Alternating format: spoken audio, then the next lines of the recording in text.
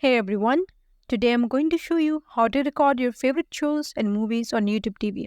Stick around until the end to learn all the steps and tips to ensure you never miss out on your favorite content. Let's get started. Recording shows on YouTube is easy.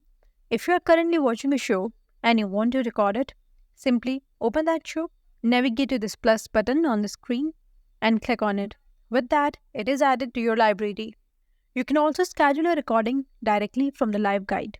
For example, if there is an upcoming episode that you want to watch, then scroll over to it and click on it and just add it to your library by selecting Add to Library. And with that, it is added to the library. To view all the shows you recorded, navigate to the Library tab on the top, and here you will find all your recorded shows. Remember, when you add a show to your library, YouTube TV will record every episode that airs, not just the one you're watching. The only exception is for single events like sports, games, or awards. That's all for today's video. Leave a comment and let us know if this is helpful. Thanks for watching.